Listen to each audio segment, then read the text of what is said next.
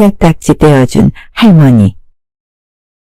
아주 오래전 어느 조선시대 때의 얘기다. 산속에서 홀로 살던 김마루는 어린 시절 자신과 함께 어울려 놀던 소꿉친구들을 만나기 위해 산에서 내려가고 있었다. 아, 오랜만에 보는 친구들이라? 어찌 사는지도 궁금한 터였는데 어찌 나만 혼자가 아니었으면 좋겠네 그려?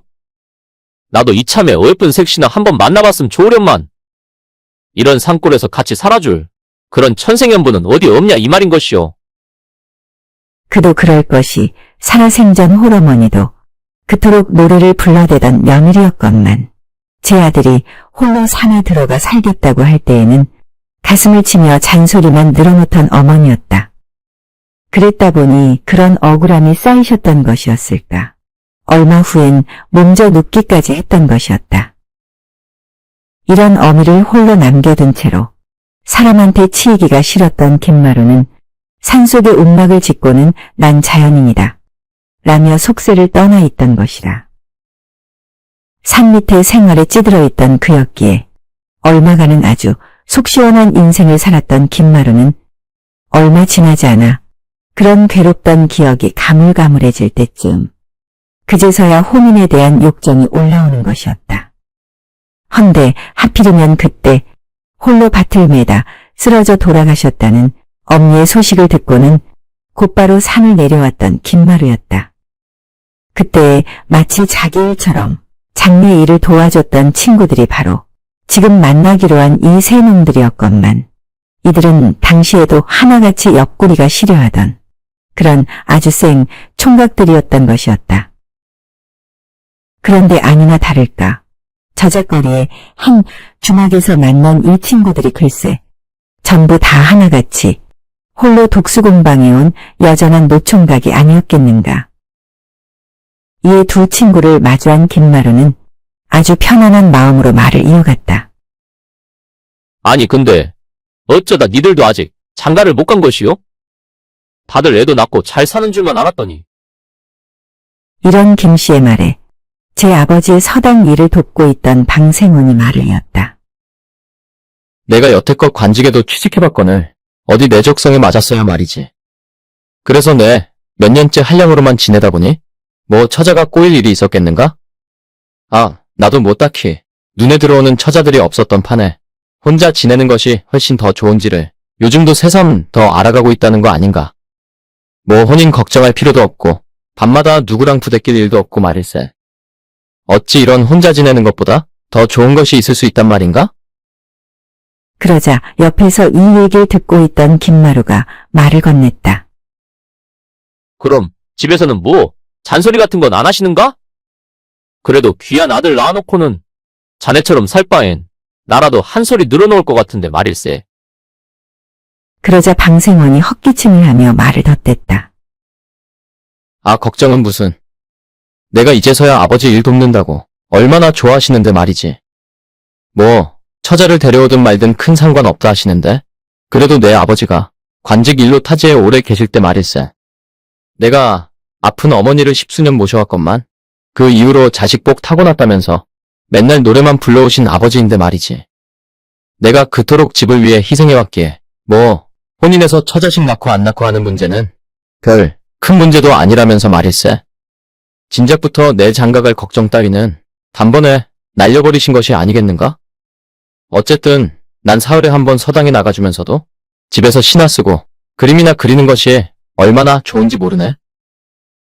이에 세상 참 살기 편하다는 말을 이어하며 혀를 끌끌 차는 또 한 명의 김마루 친구가 말을 보탰다.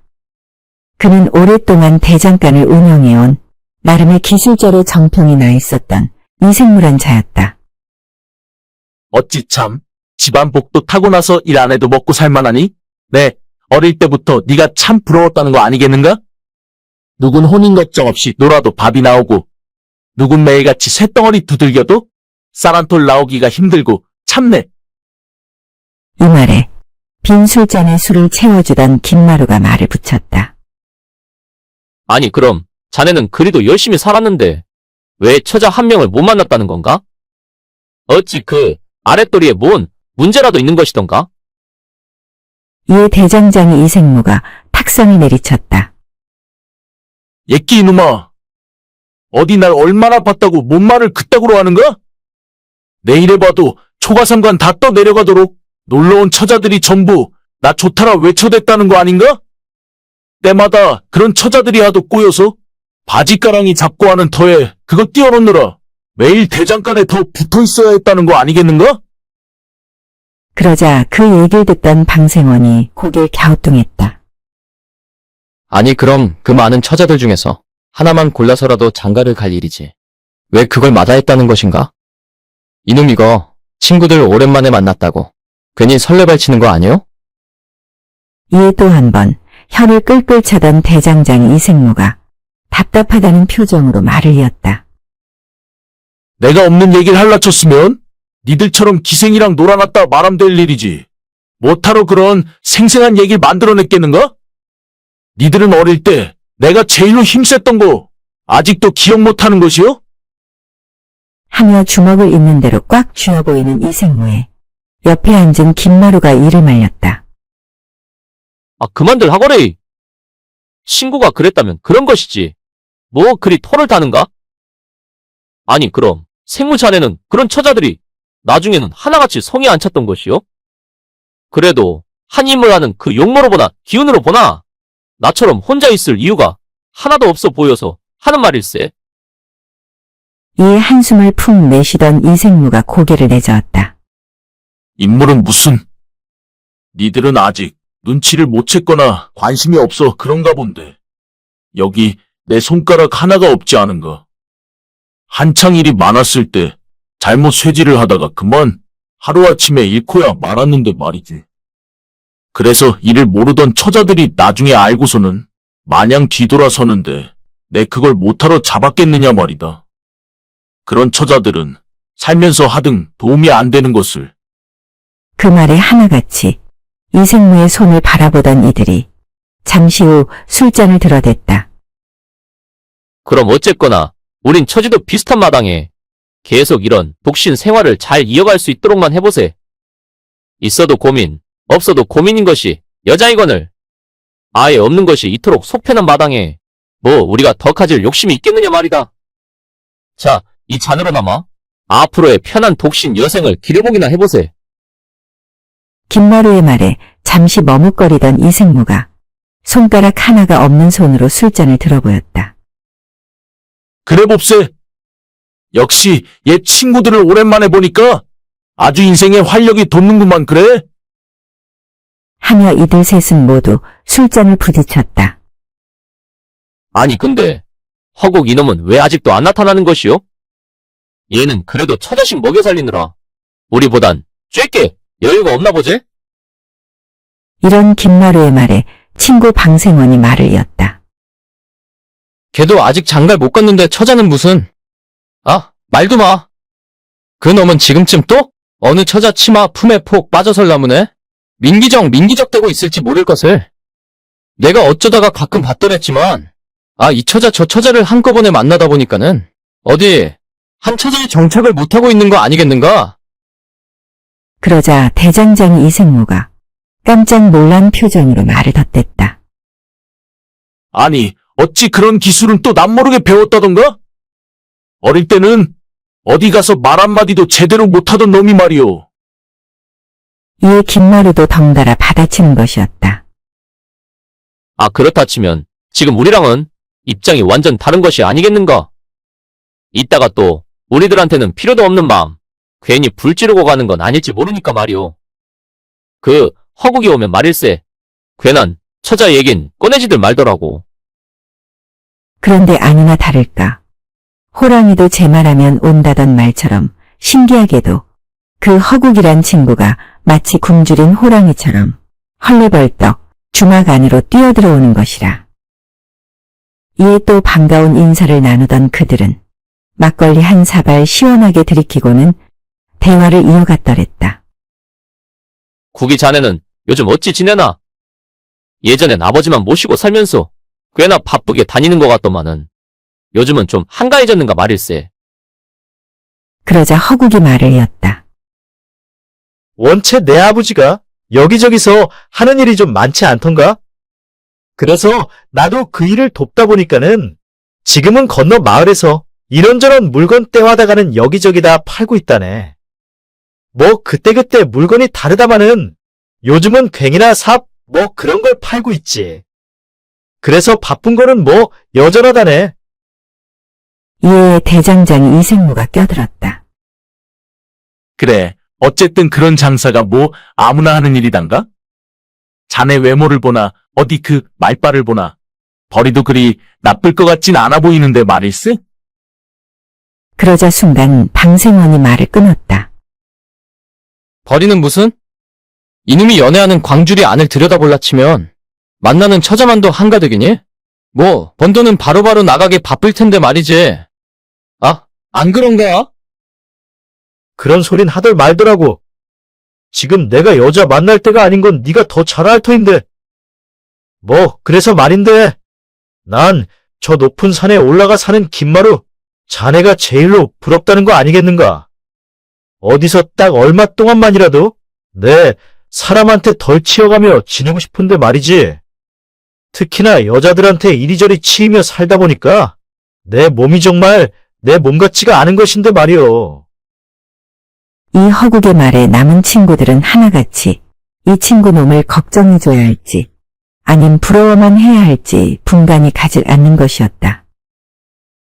아니 그럼 널 그토록 골치 썩이는 여자가 있으면 어디 이 자리에서라도 소개나 시켜보지 그러나 가뜩이나 너 오기 전에도 다들 옆구리가 시려 안달이 났더만은. 이런 갑작스런 방생원의 말에 김마루와 이생무가 아니라며 손사래를 쳐댔다. 그러자 뭐가 아니냐며 진정 눈치챘었다는 듯 배시시 웃던 허국이 그 말을 받아쳤다. 그럼 좋네 그려. 니네들 얼굴만 딱 봐도 그 여자 한번 제대로 만나고픈 마음인 것 같은데 말이지. 나도 방금 떠오른 누님이 있어서 말인데 가끔 산에 오를 일이 있으면 잠깐씩 뵙고라는 누님인데 말이지. 어찌 그 산에 사는 우리 누님한테 다 같이 가보겠는가? 이에 더해 나일 거꾸로 먹는 여동생 같은 누님이라는 말에 김마루와 친구들은 곧 술맛도 떨어져 가던 차였다며 그 누님 얘기를 더 들려달라 귀를 쫑긋 세우는 것이었다. 이에 호탕한 웃음을 보이던 허국이 말을 이었다. 내 젊은 날에 쪼까 나랑 같이 일하면서 친해진 누님인데 말일세. 어찌 말빨도 좋은데다 외모까지 출중하다 보니 주변에 남정네들이 꼬이는 건 당연했던 거 아니겠는가. 근데 워낙 이 누님이 성격이 바르고 고든데다 복잡한 남녀 사이를 견디지를 못한 것이라. 그래서 그냥 조용히 혼자 살고 싶다며 오래전 산에 들어간 것이 아니겠는가. 근데 아무래도 처자가 혼자 산에서 살다 보니 이래저래 불편한 일들이 많을 수밖에 없지 않겠는가. 그래서 내가 때마다 가 지붕도 고쳐주고 이래저래 힘쓸 일 좀 봐주고 있던 터였네. 근데 이 누님이 참 보통 처자 같지 않게 남정네들 얘기를 참 잘 들어준다는 거 아니겠는가. 내 이래저래 마음이 힘들 때마다 찾아뵙고 여러 차례 말 상대도 하다 보니까는 그날로 기운이 팍팍 샘솟듯이 솟아났다는 거 아니겠는가. 그러자 이 말에 대장장이 이생무가 덩달아 무릎을 쳤다. 아이고 그럼 이제 우리도 자릴들 참이었는데 말이지. 거기 가서 분위기 받고 또 한번 술 한잔하면 어떠한가? 아직 해도 중천에 떠있고 말이지. 그러자 방생원도 고개를 끄덕이는 것이었다. 하는 수 없이 김마루도 옷을 털며 일어나더니 말을 잇는 것이라. 그럼 빨리 일어나 보든가. 어디 해라도 지면 산길은 험해지기 마련이니께. 지금이라도 움직여야 안 쓰겄나? 국이 빨리 앞장 서더라고. 처자라면 제일 먼저 멀리 해야 된다던 그런 김마루가 맨 앞장을 서니 남은 친구들은 모두 어이없는 웃음만 터뜨려댔다. 그리고는 함께 산을 오르는 그들이었다. 꼬불꼬불 산길을 올라 산사나이 김마루도 채 알지 못하던 어느 낯선 언덕배기에 당도하다 보니 나무가 무성히 자란 숲속 한가운데에 작은 집 하나가 보이는 것이었다. 현숙 누님, 지금 집 안에 계시오? 허국이 크게 내지르는 소리에 집 대문이 삐거덕 열리더니 젊은 처자가 모습을 드러냈다. 산에 사는 사람 치고는 피부도 허여멀건한 것이 팔다리도 길쭉길쭉한 데다가 살며시 보조개도 들어가 있는 볼따구가 젊은 시절 남자들 꽤나 울렸음이 분명해 보이는 생김새였다. 허국? 아니, 말도 없이 이것이 뭔 일이던가? 이 사람들은 다 누구인 것이요? 이에 자신의 친구들을 소개하던 허국이 그 누님의 소개도 아울러 하기 시작했다. 그러자 얘기를 많이 들었다며 이어지는 친구들의 칭찬 세례에 얼굴이 발그레해지던 현숙 누님은 곧 그 마당채에다 술상을 펴놓고는 덕담을 이어갔다. 이래저래 몇 시간이 무르익자 해도 서산으로 기우는 가운데 그 현숙 누님의 말솜씨는 역시나 맛 좋은 막걸리처럼 듣기 좋게 익어갔더랬다. 그런 누님의 목소리에 흠뻑 젖어들던 김마루가 잠시 얘기를 듣다가는 제 말을 덧붙였다.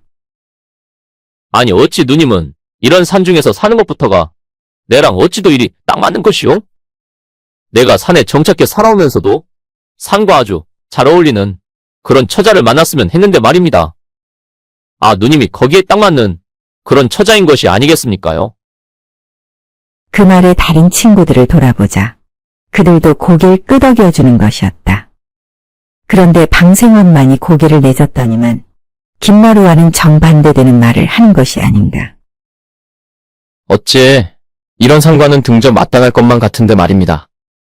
그런 가녀린 처자가 이런 힘에 부치는 일만 하며 생고생만 하고 있답니까? 네, 당신처럼 여와 안 어울리는 사람도 살면서 처음 보거니와 무엇보다 누님을 진짜 여자답게 만들어줄 남정네 하나쯤은 둬야 그것이 참 합당할 텐데 어쩌다 누님은 여태껏 이 지경으로 살아온 것이라오? 그 말에 싸늘해진 분위기를 틈타 허국이 화제를 돌려보려 애를 쓰기 시작했다. 헌데 무슨 일인지 그저 해맑게 웃기만 하던 누님은 곧 약간 술에 취한 듯 자리에서 일어나더니만 자신의 방으로 향하는 것이라.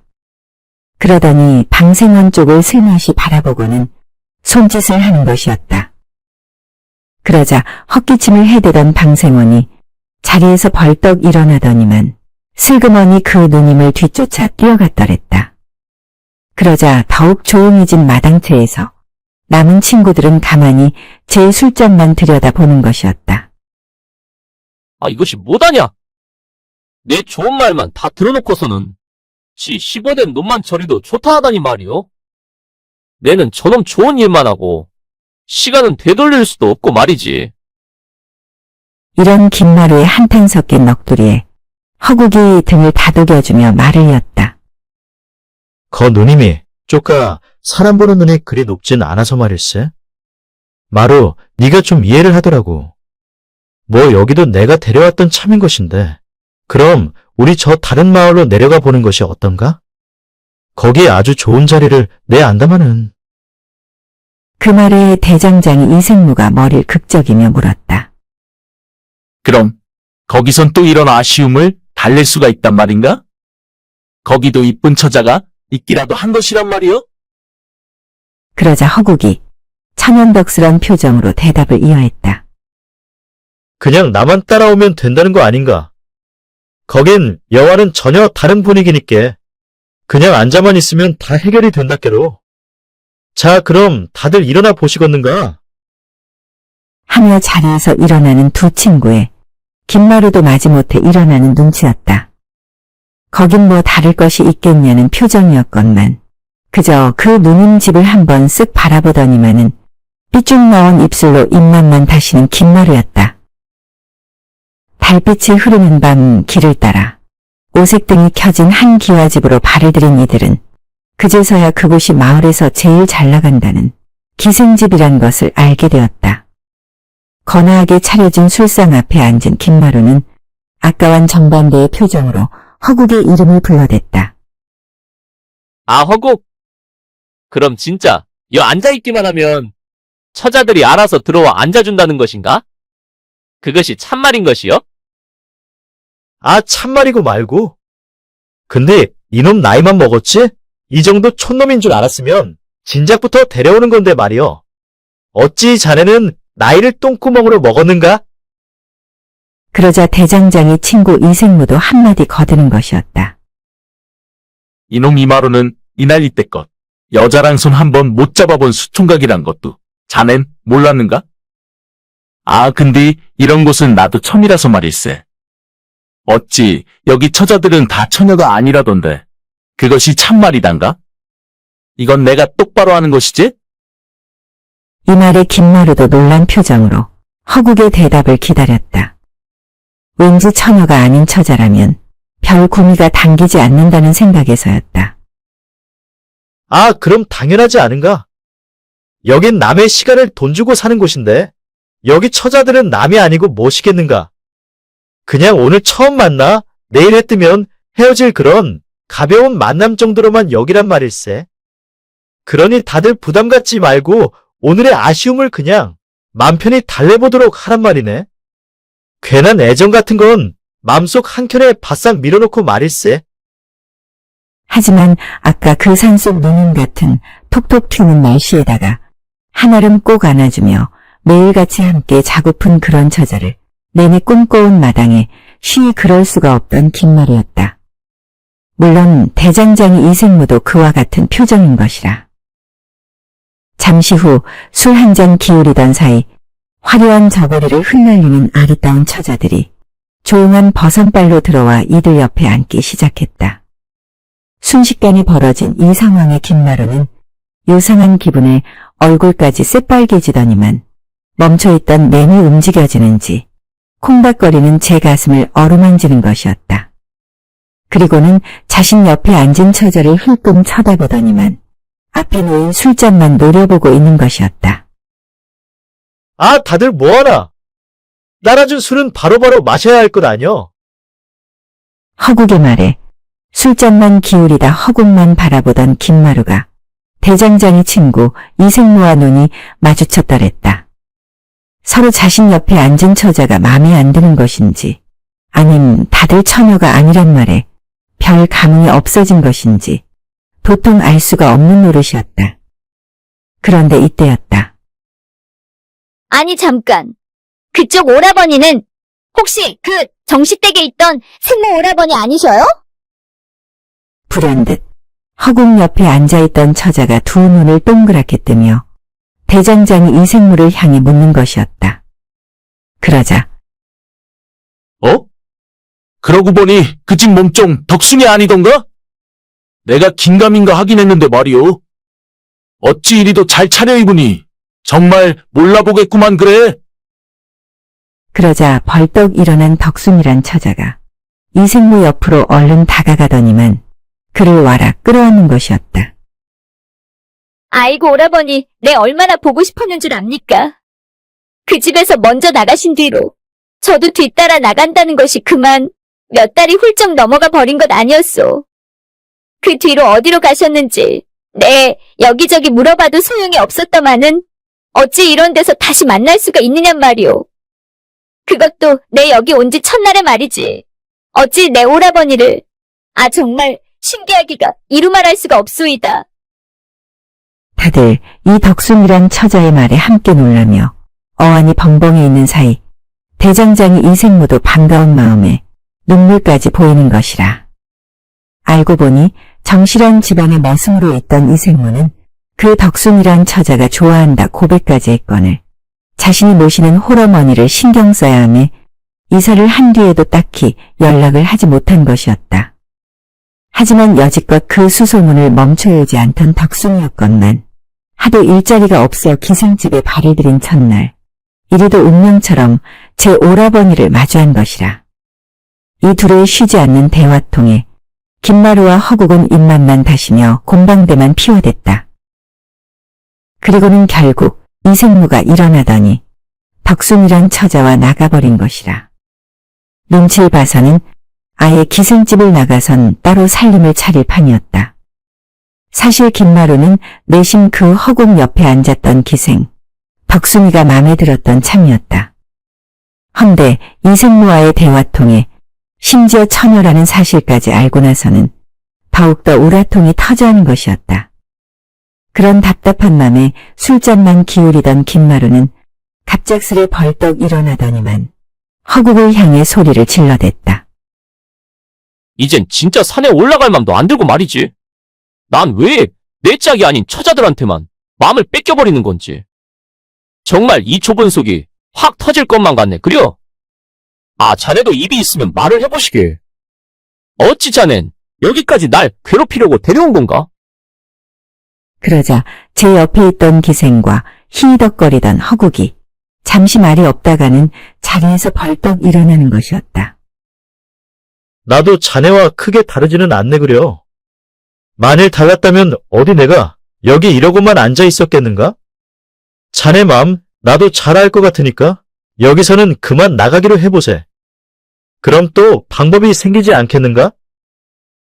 친구 허국의 말에 살짝 맘을 추스른 김마루는 그 길로 기생집을 나왔더랬다. 그리곤 허국이 이끄는 대로 마냥 발길을 옮겨보는 것이라. 그나마 허국이 제일 친한 친구였다지만 다른 놈들은 따뜻한 방 안에서 지좋다는 처자들하고 몽글몽글 입김만 피워대며 있을 터 이런 오밤중에 바깥만 맴돌고 있는 자신의 처지가 내내 못마땅하기만 한 김마루였다. 헌데 허국이 이끄는 곳은 좀 이상하고 야릇한 곳이었다. 길 곳곳에 헝겊조가리가 나풀거리고 있는가 하면 얼마를 더 걸어가자 환한 금은달 밑에 어슴풀에 절간 하나가 보이는 것이라. 아니, 내가 속생각에 잠겨 말을 못했는데 어찌 지금 여가 어디인 것인가? 그러자 허국이 안심하라 이르며 말을 덧붙였다. 여기 성황당에서 말이지. 자네 여복의 운때나 좀 알아보면 어떤가 싶어서 말일세. 여기 계신 분이 그래도 꽤나 용하다 소문이 자자하다는 거 아니겠는가. 그러니 나만 믿고 자네의 미래를 한번 점이나 쳐보세. 어찌 알겠는가. 여기 계신 분이 진짜 짝을 하나 떡 하니 점지해 줄지? 아, 안 그런가? 그 말에 살짝 구미가 당기는 김마루였다. 한 번도 점을 쳐보거나 굿을 해본 일이 없던 터였건만은 이 정도 나락간 기분에서는 뭐 이보다 더한 일도 할 수 있을 것만 같은 심정이었다. 문이 빼꼼히 열린 성황당에 발을 들이자 양 눈이 쪽재진 한 문어가 이들을 맞았더랬다. 그리고는 허국의 부탁대로 김마루의 여복전을 치기 시작하는 것이라. 허국이 건넨 복채를 두둑히 받아서 그런지 꽤나 점잖아 보이던 무녀가 쌩 난리를 펴듯 이리저리 머리채를 흔들며 혼을 불러들이기 시작했다. 그러더니만은 어찌 이번 생에서 볼장 다 봐볼 텐가? 아니면 다음 생에까지 기다려 볼 텐가? 뜬금없는 무녀의 질문에 어안이 벙벙해진 김마루가 말을 잇지 못하고 있었다. 아, 마루 자네한테 묻는 것이 아닌가? 이번 생에선 그 어떤 처자를 만나든 볼장 한번 다 봐볼 텐가?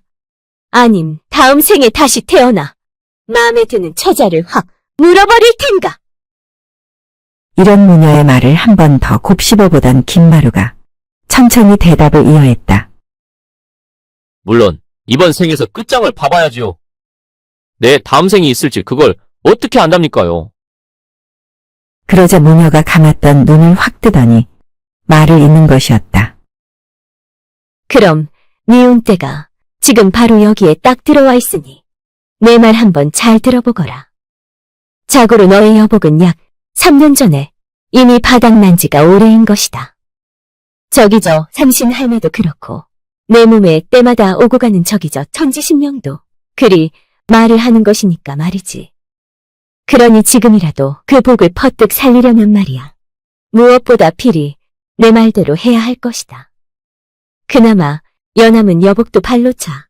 남은 여생을 모두 혼자 보내지 않으려면 말이지. 이 말에 땅만 내리보며 꺼질 듯 한숨만 쉬어대던 김마루가 귀를 쫑긋 세우며 눈을 치켜떴다. 그러니 곧 맞이할 새벽에 말이지. 매일같이 여기로 올라와 죄를 지내는 한 처자가 있을 것이야. 먼저 간 누군가의 영을 받들어 새벽 기도를 올리고 있을 텐데 말이지. 이에 곁에 앉은 허국도 더 가까이 다가와 앉는 것이라. 자, 그 처자가 바로 너의 유일한 여복 되시는 분이라는 것이다. 다시 말해, 너가 여생을 홀로 보내지 않도록 해줄 아주 귀하고 귀한 분이시란 말이지. 심지어 내 가문의 자손까지 바라볼 수가 있다는 것 아니겠느냐. 헌데 그 처자를 놓쳐버린다면 넌 평생 산속에서 혼자 남아 썩어 문드러질 때까지 하늘만 바라보다 눈 감아야 할 것이야. 이 말에 깜짝 놀라는 김마루였다. 같이 듣던 허국도 놀라기는 마찬가지였다. 이에 얼른 그곳을 빠져나온 둘은 그 무녀가 말한 처자가 올 때까지 죄를 드리기 위해 마련된 별채 옆에 숨은 채로 기다리기로 했더랬다. 어째 드디어 내가 이제서야 짝을 만날 수가 있겠구만 그래. 그 처자가 누군지는 아직 몰라도 말일세. 정말 자네 덕에 내가 죽다 살아난 기분이긴 하네 그려. 고맙네 친구. 그러자 허국도 마냥 기뻐하더니만 올라올 처자에게 청마디를 잘 띄워보라 이르는 것이었다. 그리고는 새벽 달기 올 때가 되어 그 성황당 별채 옆에 바짝 수그리고 있는 김마루였다. 그런데 힘겹게 산을 올라와 그 별채에 발을 들이는 이는 다름 아닌 허리가 굽고 주름도 깊게 패인 한 할머니인 것이 아닌가. 이에 깜짝 놀란 김마루와 허국은 잠시 동안 멍하니 그 자리에 멈춰서 있었다. 아니 이것이 무슨 일이다냐. 저 할머니가 그 무녀가 말한 처자가 맞는 것이요? 그러니까 말이네. 이 시간에 여길 올라온 사람이라고는 저 할머니가 전부니까 말이지. 벌써 새벽도 물러가고 있는데, 이것이 정말 어찌된 일이단가? 곧 아침 해가 밝아오는 그때 죄를 마치고 나온 할머니의 모습에 김마루는 더욱 고민이 됐는지 발만 동동 구르는 것이었다. 이에 허국은 자기 일 아니랄까봐 김마루의 등을 확 떠미는 것이라. 이에 주저하던 김마루가 결국 그 할머니의 길 앞을 가로막고 섰더랬다. 저 할멈, 내가 말 좀 묻겠소이다. 저와 함께 잠깐 하룻밤을 같이 보낼 수가 있으시겠소? 그러니까는 잠시 머뭇거리며 쭈뼛쭈뼛하기만 하는 김마루가 제대로 말을 잇지 못하던 그때 그려요. 그럼 저랑 같이 내 집으로 가십시다. 어찌 아침상도 차려놓던 참이었는데 같이 가서 함께 드시며 얘기하십시다요. 흔쾌히 따라오라는 말만 남기고 먼저 가는 꼬부랑 할머니의 김마루는 마냥 놀란 눈으로 허국을 쳐다봤더랬다. 그리고 그 둘은 곧 할머니를 따라 그 집안에까지 들어갈 수가 있었다. 그리고는 방 안에 앉아 아침상을 받으려던 그때 그 상을 들고 오는 이가 다름 아닌 절세 미인 며느리가 아니었겠는가. 여지껏 봐온 처자들과는 비교가 안 될 정도로 김마루의 맘속을 헤집다 못해 그 가슴팍 안에 꼭 들어와 가부좌를 틀어버리는 것이었다. 어째 이런 년을 결국 만들어주신 천지신명이시여. 네 정말 이루 말할 수 없이 감사드리옵니다. 정말로 그 무녀가 말한 것이 이 처자를 말한 것이었구만 그래. 사람이 간절해하면 결코 이루어지지 못할 일이 없건만은 내 사전엔 정말 죽으란 법은 없는 것이네 그려. 알고 보니 참말로 난 재수가 아주 좋은 놈이었구만 그래. 하며 뛸 듯이 기뻐하는 김마루였다. 이에 친구의 속생각을 알아챈 것인지 허국도 대신 이것저것 질문을 해주는 것이라. 그러다 보니 그 며느리가 진정 남편을 잃고는 매일같이 성황당을 오가던 시어머니를 아주 잘 모시며 살아온 진정한 효도임을 알 수 있는 것이었다. 이런 사실을 알고 난 김마루는 오늘 하루 동안 그 며느리와 얘기라도 잘 나눠봐야겠다 생각한 것이라. 이에 허국도 내심 잘 도와주려는 눈치였기도 했더랬다. 이말저말 별 쓸데없는 말도 줄곧 나눠보던 김마루였건만 어느새 초저녁부터 피곤기가 확 몰려온 터 금세 잠이 들고 만 것이었다. 친구 허국도 그러긴 마찬가지였는지 김마루 옆에 함께 누워 잠이 들었다. 그리고 다음날 아침 크게 기지개를 켜며 일어난 김마루가 혼자 방 안에서 입맛만 다시다가는 방문을 활짝 열어젖혔다. 허국이 벌써 일어난 것인가? 아, 먼저 일어났으면 나 좀 깨워주지 그랬는가? 근처에 있을까 싶어 내질은 김마루의 음성에 곧 할머니가 다가와 말을 거는 것이었다. 어째 이제서야 일어났는가요? 어제 술도 좀 자신 것 같더니만 내 꿀물이라도 얼른 한 잔 타드리겠소이다. 내심 할머니의 존댓말이 거슬렸던 김마루였건만 얼떨결에 고개를 끄덕여버리고는 마저 친구 허국을 찾아댔다. 그러자 그 친구분께선 새벽에 일찍 나가셨는데 말이오. 먼저 간다고 잘 전해달라 이르긴 했소마는 할머니의 말에 깜짝 놀란 김마루가 되물었다. 먼저 가다니요? 그 친구가 새벽에 혼자 나갔다는 말입니까? 그러자 할머니가 방긋이 웃으며 대답했다. 아, 혼자는 아니고 말이지요. 내 며느리와 눈이 맞아가지고서는 혼인 전에 같이 살아보겠다며 인사를 하고 나간 것이 아니겠습니까? 내가 아들을 잃고 며느리한테는 진작부터 좋은 남자 찾아 나가랬더니만은 이제야 만났다면서 기뻐하며 좋아라 하는데 어찌 안 보낼 수가 있었겠습니까요? 둘이 아주 잘 어울리기도 하고 그 친구분도 아주 성실해 보이면서 뭐 하나 빠지는 구석이 없다 보니까 이 순간 땅에 주저앉으며 바닥을 치는 김마루였다. 아이고야. 내 이런 몹쓸. 니깐 놈이 무슨 내 친구라고. 이런 넋두리에 꿀물만 가져다주는 할머니였더랬다. 그러면서도 김마루를 위로해 주려는 듯 옆에 앉아서는 이런저런 얘기를 시작하는 것이라.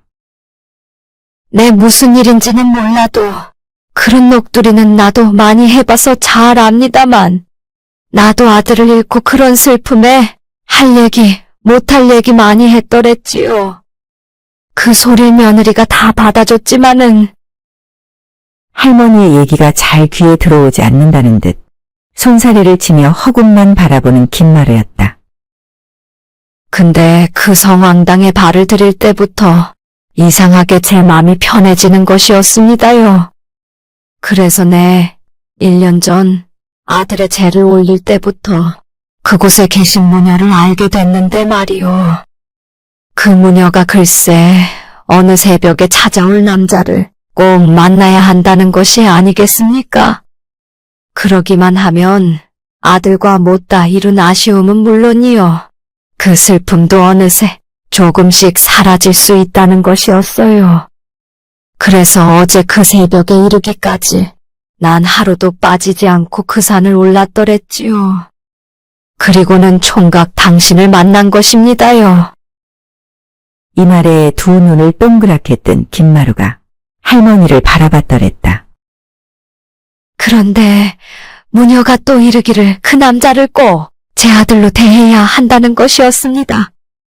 마치 먼저 간 내 아들이 돌아왔다 생각하면서 말이오. 그간 못다한 얘기는 물론이고 살아생전 못해줘서 아쉬운 것들을 함께 나누다 보면 이 죽을 것 같은 마음도 어느새 풀어져 아주 편안해질 수 있다는 것이었습니다. 그러자 묵묵히 듣고만 있던 김마루가 먼 하늘을 올려봤더랬다. 예전 어머니의 생각이 문득 떠오르는 것은 물론이요. 그토록 어머니께 못해드린 불효자로서의 자신이 너무도 한이 된 채로 살아온 터에 지금의 이 기회가 마치 하늘에 계신 어머니께 조금이라도 용서를 구할 수 있는 그런 마지막 기회인 것만 같아 보인 것이라. 이런 여차에 또 하나 드는 생각은 역시 그 무녀가 말한 여복에 관한 것이었다. 3년 전 어머니의 바램을 뒤로한 채 산을 오르던 그 시절 김마루 자신이 본인한테 들어와야 할 마지막 남은 여복을 차버렸던 것이라. 제 어머니한테 해드려야 할 효도도 그런 효심 어린 마음가짐도 전부 다 날려버린 상황에서는 그 여복이란 것이 결코 들어올 수는 없었던 것이었다. 이런 깨달음이 깊은 곳에서부터 올라온 김마루는 그날로 그 할머니와 마치 친모자처럼 하루하루를 보내기 시작했다. 맛있는 음식을 해서 함께 앉아 도란도란 이야기 나누며 먹는가 하면 들러 나가 산책도 하고 할머니 무릎을 베고 누워 옛 이야기도 들려드리는 등 어머니와 진작 해보고 싶던 일들을 하나 둘 맘껏 하기에 이른 것이었다. 그러기엔 할머니도 마찬가지였다. 자신의 아들과 미처 하지 못한 일들은 물론 꼭 하고 싶던 말들을 아낌없이 다 해버리고 나니 매일 하루가 감격에 눈물로 차올라 마냥 가슴이 뿌듯해지는 할머니였다. 그리고는 또 어느 날 아들, 아니 김마루의 밥상을 정성껏 차려주고는 함께 숭늉을 마시고 난 그때 할머니는 지그시 눈을 감은 채 편안히 세상을 떠났다. 그것도 잠깐 김마루가 방을 비운 사이에 자신의 아들이 베고 누웠을 그 베개를 꼭 끌어안은 채로 살며시 미소를 지으며 아주 깊은 잠에 든 것이었다. 이를 본 김마루는 놀라기도 잠시 숨을 있는 대로 크게 내쉬다가는 순간 오열하기 시작했다. 마치 자신의 어머니가 돌아가셨다는 마냥으로 끝없이 통곡을 하며 슬퍼하기에 이른 것이라. 온 동네가 그 소리를 들을 만큼, 아니 온 천지가 그 소리에 놀랄 만큼 큰 소리를 내며 눈물을 쏟아내는 김마루였다. 그리고 그 집에서 장례를 치른 뒤 할머니의 집을 잘 정돈해드린 김마루는 그제서야 떠날 채비를 하고 있었다. 그런데 그때였다. 저 계신가요? 젊은 처자의 목소리에 대문을 열어보니 향긋한 봄꽃 내음이 풍겨오듯 웬 풋풋한 처자가 환히 웃고 있는 것이었다. 이 집이 순이가 사는 시댁이라 들었는데요. 전 옛 고향 친구이온데 순이가 집에 있을까요? 제가 갈 곳이 딱히 없어 그런데 여서 좀 며칠만 묵어갈 수 있을까 해서 말입니다. 그 말에 그간 잃고 있던 생기가 마구 돋아나는 김마루였다. 그리고는 더 큰 미소를 보이더니 그 처자와 마주한 채로 웃음꽃을 만발하기 시작하는 것이라. 그것도 새로운 봄날에 영원히 잊혀지지 않을 그런 형형색색의 아름다운 꽃이었다. 그 후 이 둘은 천생연분의 부부로 남아 아주 오랫동안 평생 행복한 나날을 보냈다고 한다. 누구나 예기치 못한 인연을 기다리기 마련일 터. 그럼에도 세상에서 가장 큰 인연인 제 부모의 뜻과 마음을 헤아리지 못하는 것은 세상과 쉬이 등질 수 있는 건 물론이요. 또 다른 중요한 인연인 여복 내지는 남복을 제 스스로 차버리는 꼴이라 일러주는 이야기였습니다. 때 맞춰 부모님께 효도하는 건 물론이요. 이미 좋은 짝을 만난 뒤에라면 또 다른 큰 복이 넝쿨 채 굴러들어오길 충분히 기대해도 좋을 듯 싶네요. 그럼 그런 모두에게 행운이 넘쳐나길 진심으로 기원하겠습니다. 감사합니다.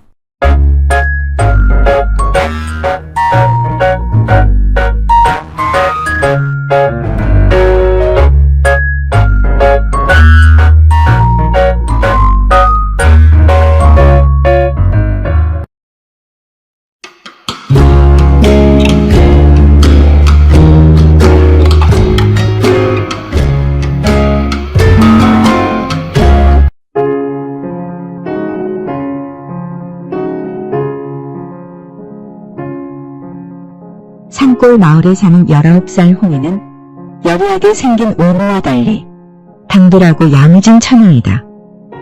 단점이라면 집안이 찢어지게 가난하다는 것인데 쥐생년도 뒤지러 와서는 먹을 것이 없어 다신 기웃거리지 않을 정도다. 자식이 많은 홍이 부모는 입을 하나라도 덜 요량으로 진작부터 시집을 보내려는데 너무 빈곤하니 어디에다 말도 못 꺼냈다. 그런데 그런 홍이가 시집을 가게 되었다. 5살이나 많은 신랑은 한 번 혼인을 했었는데 시어머니가 며느리를 내쫓았다는 소문만 무성했다. 매파가 다리를 놓으며 졸랐다. 홍이 부모는 그 재취자리로 딸이 들어가는 대신에 혼수는 하나도 장만하지 않는 빈손으로 들어가는 조건이라 승낙했다. 시집 온 지 첫날부터 눈밖에 안 나려고 홍이는 시어머니 입속의 혀처럼 행동했다. 생글생글 고분고분 이래도 네, 저래도 네, 그렇게 싹싹 할 수가 없으니 어느 시어머니가 좋아라 안 하겠는가. 그러나 밤이 되자 생각지도 못한 문제가 터졌다.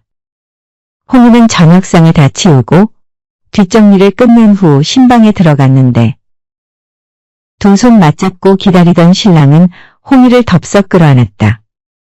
허겁지겁 옷고름부터 잡아당기며 둘은 온몸이 뜨겁게 달아오르려 하는데 바로 그때였다.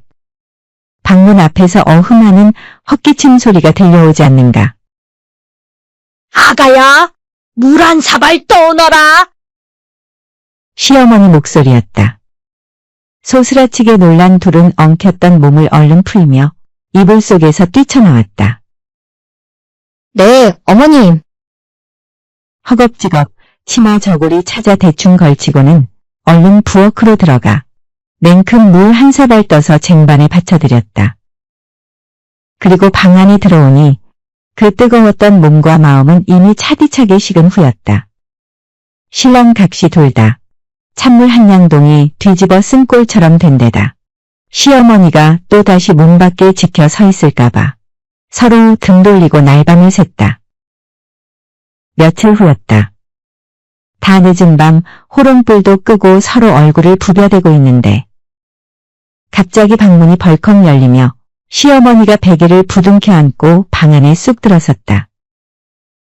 아이고, 네 아버지 코 고는 소리에 당최 잠을 잘 수가 있어야지. 어서들 자거라. 나 상관 말고. 놀라서 눈이 동그래진 아들 며느리는 또 하얗게 밤을 샜다. 어느 날은 아들이 몸이 허약해졌다며 시어머니가 보약을 지어왔다. 며느리에게 이 보약 12첩은 온갖 정성으로 다려야 한다고 훈계했다. 보약 먹을 때 기가 빠지면 효험이 없으니 합방은 안 돼. 그러면서 새색시 홍이를 문간방으로 내쫓고는 시어머니가 신방에서 아들과 자는 것이었다. 어느 날 홍이가 냇가에서 하루 종일 많은 빨래를 힘겹게 하고 집에 왔다. 부엌에서 찰퍼덕거리는 소리가 들려와 무슨 소린가 하여 부엌문 틈 사이로 보니 아니 글쎄 시어머니가 아들을 벌거벗겨서는 목욕시키고 있는 게 아닌가. 기가 막혔다.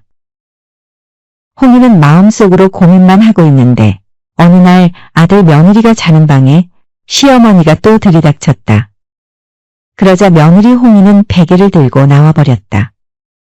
자신을 붙잡지도 못하고 쫓아오지도 못하는 신랑을 두고 나온 새색시는 그 길로 냅다 시아버지 방으로 들어갔다. 세상 모르고 곤히 주무시는 시아버지 몰래 한 구석에서 웅크리고 밤을 지샜다. 다음날 아침 며느리의 그런 모습을 본 시어머니는 허공에 빈주먹을 휘둘렀다. 세상에 이런 일이. 네, 세상에 이런 일이 여기 있네요. 당차게 한마디 던진 홍이 앞에서 벌린 입을 다물지도 못하는 시어머니였다. 세상에 이런 꼴을 보고 살자니 첫 번째 며느리가 시어미에게 쫓겨난 게 아니라 보따리 싸서 도망가다시피 제 발로 나갔다는 말이겠구나. 이제서야 이해가 되었다. 야무진 홍이는 깊은 생각에 빠졌다. 흐리멍텅한 남편은 믿을 수가 없고 시아버지도 시어머니에게 쩔쩔매는 것을 보면 이 집안을 바로잡을 수 있는 건 내뿐이겠다. 그날부터 저녁상을 치우고 신방에 들어간 홍이는 일단 방문부터 안에서 걸어 잠궜다. 그리곤 신랑 귀를 손으로 틀어막고는 온후의 정을 나누었다. 문 밖에서 시어머니가 부르는 소리가 나도 대꾸도 하지 않았다. 시어머니가 부엌에서 아들을 또 목욕시키려 하자 그 목욕통에 있는 물을 다 쏟아버렸다. 그리곤 신랑을 끌고 방에 들어와 그날은 방문 밖에 나가지도 않고 저녁도 하지 않고 그냥 굶었다. 그렇게 하루도 조용한 날 없이 지내온 시집살이는 어느새 2년이 지났다. 그동안 홍이는 야무진 살림 솜씨로 흠잡히지 않고 지내왔으나 문제는 며느리에게 태기가 없다는 것으로 시어머니가 맹공격을 했다. 며느리를 끌고 고을에서 제일 용하다는 의원에게 찾아가 진맥을 해보았다. 혀를 끌끌 차며 의원이 한마디 했다. 몸이 차고 냉이 심하군 그래. 임신하는데 효험이 있다는 탕약 한 제를 받아들고 나왔다. 풀이 죽은 며느리는 고개를 떨구고 걸어가는데 시어머니는 안팡지게 말했다. 이 탕약값이 얼만 줄 알아? 이거 먹고도 소식 없으면 너 가만두나 봐라. 시어머니는 제 아들만 중하게 여기는지라 씨앗은 한 번도 의심하지 않으며 밥만 탓하는 것이었다. 아는지 모르는지 애꿎은 며느리만 들볶는 것이었다. 시어머니는 집안에 대를 이을 사내 아이를 며느리가 갖게 해달라며 치성이 들이는 치성기자를 했다. 남들이 모르게 해야 효과가 있다고 사람들이 다니지 않는 밤이나 꼭두 새벽에 뒤뜰 우물가에 정화수를 떠놓고는 두 손을 비비면서 빌었다. 또 쪽집게로 소문난 점쟁이 집을 찾아 무당까지 불러 등나마라는 구판을 벌였다. 12첩 탕제를 다 먹고 나서 100일이 지났다. 며느리를 시바지로 취급하는지 탕약만 먹으면 다 되는 줄 아는지 그저 눈만 뜨면 태기를 물었다. 고개를 가로저을 때마다 며느리에게 혹독한 말을 쏟아냈다. 성녀가 어쩌자고 우리 집에 들어왔네. 우리 집안은 이제 망조가 들었네 하며 포악스럽게 말했다. 반년 넘게 계속 태기가 없자 며느리를 쫓아내지 못해 안달을 해댔다. 어차피 빈몸으로 왔으니 빈몸으로 가라고 했다. 당차고 야무진 홍이라도 어쩔 도리가 없었다. 시댁에서 쫓겨나던 날 달랑 옷보따리 하나만 들고 하염없이 눈물 찌으며 홍이는 어디론가 사라졌다. 두 번째 며느리마저 쫓겨나고 채 한 달도 안 돼서 매파가 들락날락거렸다. 기어코 세 번째 며느리를 맞아들이더니 10달 만에 고대하고 그리던 옥동자를 보았다. 그런 손자를 업고 다니는 시어머니는 온 동네 사람들을 보기만 하면 손자 자랑에 날 새는 줄 몰랐다. 아, 글쎄, 우리 며느리가 청룡이 품에 들어오는 태몽을 꾸었다우. 우리 손자는 정승이건 뭐건 큰 자리 하나는 꿰찰 것이구만. 이런 시어머니는 손자만 위하는 게 아니라 대를 이어준 며느리라고 아주 끔찍이 우대하니 며느리 콧대는 하늘 높은 줄 몰랐다. 결국 시어머니는 차고 다니던 곳간 열쇠도 뺏겨버렸다. 몇 년이 지났다. 금쪽 같은 손자도 7살이 되어 서당을 다닐 나이인데 통 집 밖을 나오지 않았다. 허구한 날 손자 손을 잡고 동네 곳곳을 하루에도 12바퀴나 돌며 자랑하던 시어머니도 웬일인지 두문불출이었다. 동네 사람들은 수군거리며 말했다. 어째 저 집 손자 말이여. 커갈수록 지아비는 안 닮고 딱 저 뒷사 남자에 있는 종을 빼다 박지 않았는가? 새며느리는 불심이 깊어 새벽마다 그 암자에 가서 기도를 드려야 아들을 낳는다고 그렇게 눈 뜨자마자 기도를 하러 다니지 않았던가. 그저 손자볼 욕심에 눈이 멀었던 시어머니는 남부끄러워 견딜 수가 없었다. 자신이 봐도 아들보다 중의 눈매와 튀어나온 입이 손자 얼굴에서 보이니 말이다. 깊어가는 가을 어느 날이었다. 꼬챙이같이 비쩍 마른 시어머니가 무겁게 가라앉은 집을 오랜만에 나와 허탈한 마음을 달래려고 고개 넘고 강 건너에 있는 친척이 사는 곳에 갔다. 마침 장날인지라 장사꾼들의 부산한 모습들을 보니 조금 생기가 돋아나려 하는 순간이었다. 장터에 사람들이 오가는 앞에서 웬 여인이 애를 업고 손목을 잡고 서서는 넙죽 인사를 하는 것이 아닌가. 아유, 어머니 아니세요? 안녕하셨어요? 쫓겨났던 며느리 홍이었다. 자신이 내쫓았는데도 왜 그런지 반가웠다. 그래, 아주 당차고 싹싹하고 정숙한 며느리였는데 내가 왜 그걸 몰랐을까. 홍이는 장날이라 물건을 잔뜩 산 남편이 오기를 기다리는 중이라고 했다. 시어머니는 홍이에게 잘 가란 말을 하고 뒤돌아서서 가다가 다시 돌아보니 홍이는 남편과 함께 환하게 웃으며 가고 있었다. 곁에 있을 때 더 잘해줄 걸 하는 마음이 들자 후회와 안타까움에 눈시울이 뜨거워졌지만 그저 발길을 돌려 터벅터벅 앞으로 걸어갔다.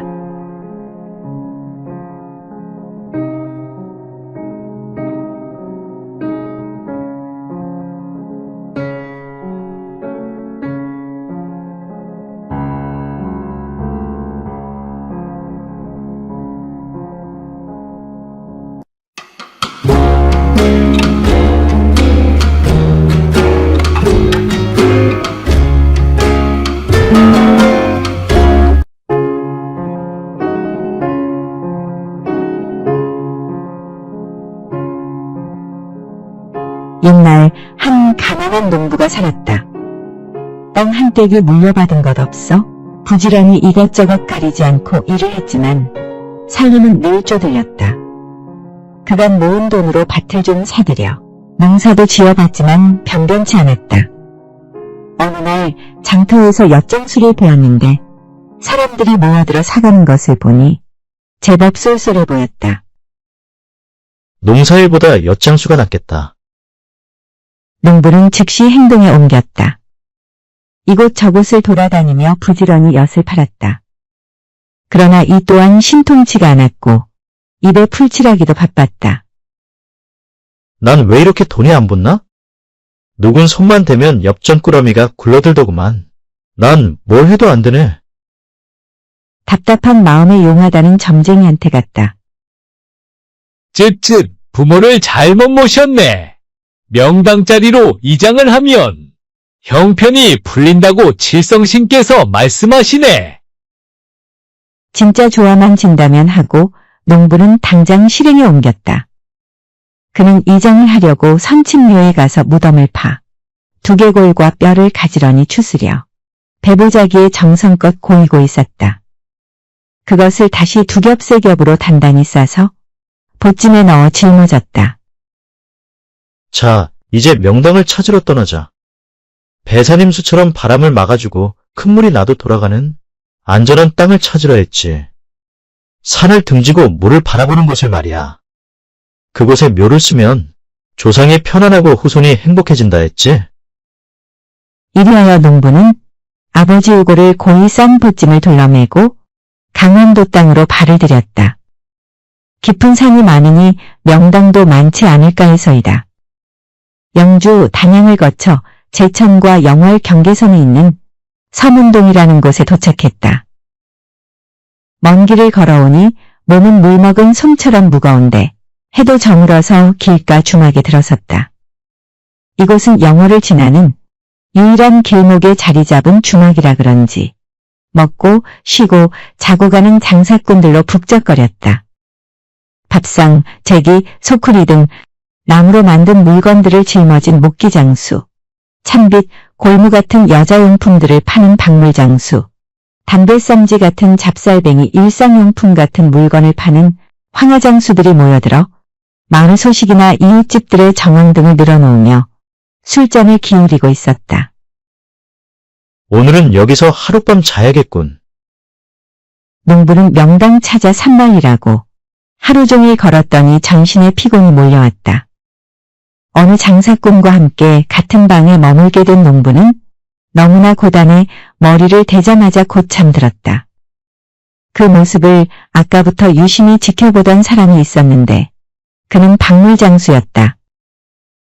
아는 얼굴인 듯해 그러는지 아니면 무슨 원한이 있어 해코지하려 드는 것인지 무엇 때문인지 몰래 눈여겨보면서 농부가 잠이 들기를 기다리는 듯했다.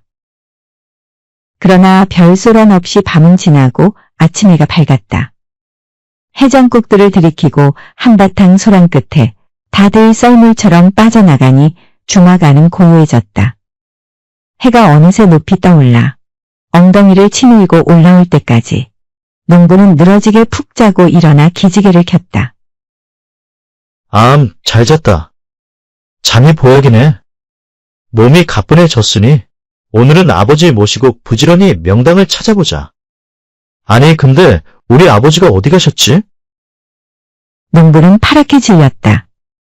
머리맡에 두고 잔 아버지 유골함 보따리가 깜쪽같이 사라진 것이다. 주위를 둘러보니 아무도 없었다. 내가 혼자 늦잠을 퍼질러 잔 탓에 우리 아버지를 잃어버렸네. 아, 이 불의를 어찌할까? 그런데 저건 무엇인가? 아니, 박물보따리 아닌가? 이걸 왜 두고 갔지? 아니다. 우리 아버지하고 이 박물보따리를 바꿔치기 했구나. 아이고, 이를 어째, 이 도둑놈을 어디서 찾는가? 얼음 빠진 농부는 목 놓아 울다가 급기야는 내가 늦잠 자서 망했다고 후회하고 통곡했다. 그러나 저러나? 이 박물장수가 제 짐, 남의 짐을 구별 못하나? 모르고 바꿔둔 것도 아닐 텐데 분명 더 탐이 나서 가져가. 나중에 열어보고는 기절초풍하겠지. 농부는 더 이상 후회만 하고 앉아있을 수는 없었다. 아버지 유골을 찾아 나서야 했다. 그런 참에 박물 보따리를 메고 장사를 하며 방방곡곡 돌아다녀 봐야겠다고 생각했다. 먼저 고향집을 향해 가면서 여기저기 들러 박물을 파는데 오, 이게 웬일인가. 생각보다 의외로 너무 잘 팔렸다. 야, 재미있네. 이런 좋은 장사를 두고 그 작자는 왜 남의 유골을 훔치냐 말이야. 농부는 이 박물을 발판으로 몇 해 동안 돈을 차곡차곡 모아나갔다. 세월이 흘러 고향집에서 땅도 사고 집도 더 늘려 새로 지었다. 농부는 명당을 찾아 나섰다가 박물 고리짝을 들고 와서는 부자가 되었으니 어쨌든 강원도 출행을 한 건 행운이라 생각했다. 그러나 절반의 행복이지. 아버지만 생각하면 눈물이 나고 통탄스러웠다. 그런데 정말 우리 아버지 유골은 어디에 가 계실까? 아버지 죄송합니다. 꼭 찾겠사오니 그때까지 어디서건 무사히 계시길 기도합니다, 아버지. 한편 박물장수는 농부의 보찜을 가지고 36개 주랭랑을 치면서 보찜 속이 너무나도 궁금했다. 누가 뒷덜미를 낚고챌까 무조건 뛰다가 아무도 없는 숲속 후미진 곳에 당도에 열어보기로 했다. 대체 이 보따리 안에는 뭐가 들었을까? 딱딱한 게 잡히는데 아주 단단한 금덩인가 은덩인가. 이제 이 보물은 내 것이야. 어서 열어보자. 보찜을 열어보던 박물장수는 기절초풍했다. 이크, 해골 아냐? 아니 왜 뼈를 싸서 갖고 다니는 거야? 값진 건 줄 알았더니. 에잇, 얼른 아무데나 던져버려. 아이고, 난 운도 없어. 어서 여길 떠나자. 이리하여 그 농부 아버지 유골은 전혀 엉뚱한 어느 숲속 고갯마루에 내팽개쳐졌다. 아이고, 내가 천벌을 받나 보네. 욕심에 눈이 멀어 도둑질을 하다니. 그나저나 가뜩이나 없는 놈이 박물 좌판까지 날아갔으니 난 이제 뭘 먹고 살아야지? 진짜 산거지가 됐구나. 떠돌이 장사하면서 먹고는 살았는데 하는 수 없지. 어디 머슴으로 들어가서 살 수밖에. 혼자 중얼거리며 숲길을 내려오는데 늙은 나무들이 바람에 불려 서늘한 소리를 냈다.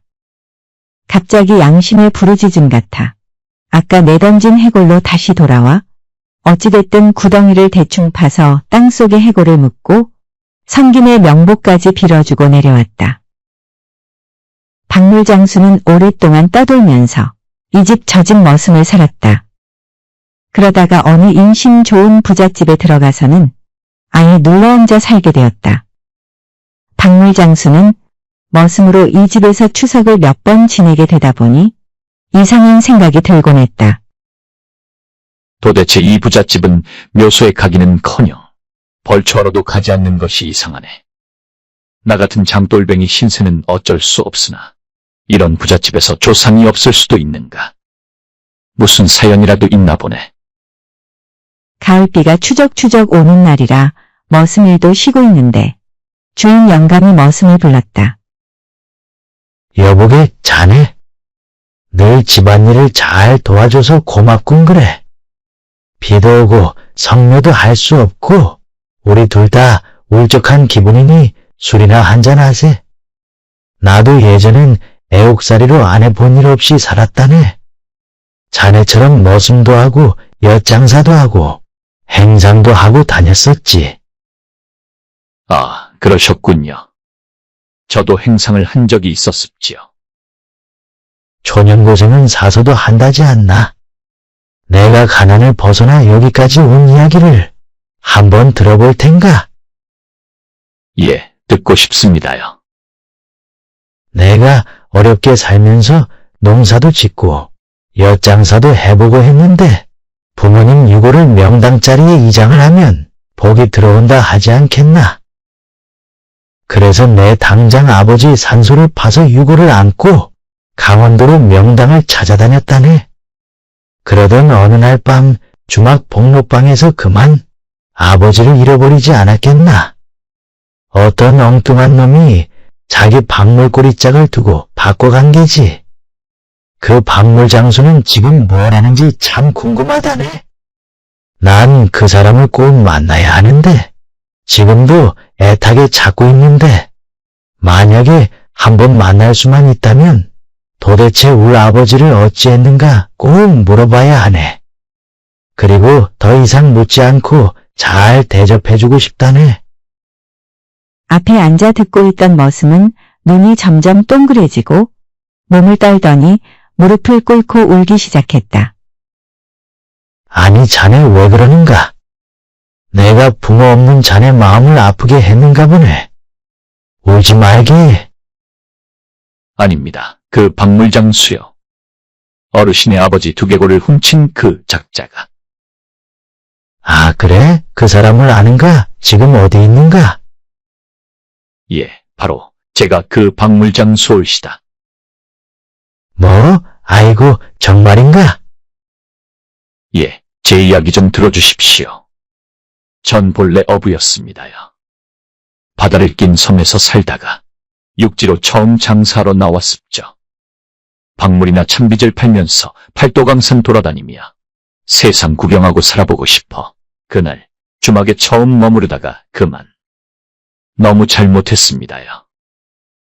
아, 이게 무슨 운명의 장난이란 말이요. 그래도 찾아다녔는데 이렇게 가까이에 두고 있었다니? 자, 어서 가보세. 우리 아버지가 있는 곳으로 말일세. 이리하여 추석날 아침부터 두 사람은 그 영월당 들어가는 고개로 내달렸다. 분명히 이곳에 던져뒀는데. 아니 던지다니 우리 아버지를 말인가?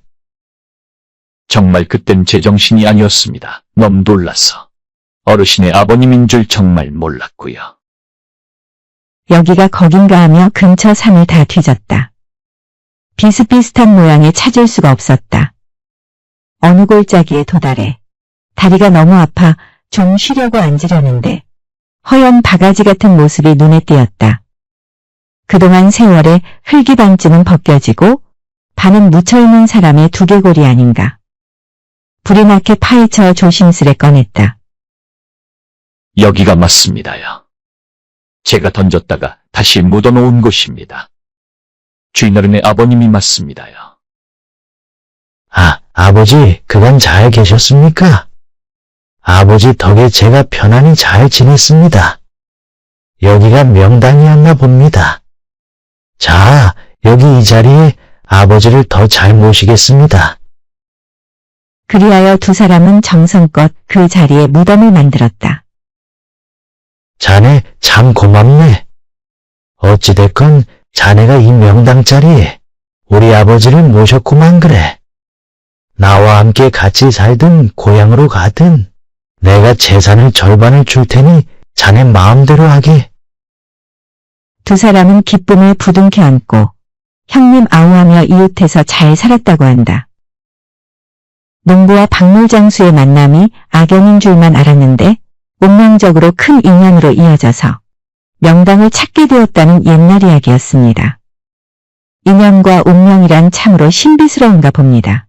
김졸이라는 농부의 이름을 따서 만들어진 영월과 제천 사이 남면 상교리에 있는 조리고개에 얽힌 전설 이야기였습니다. 잘 들어주셔서 감사드립니다.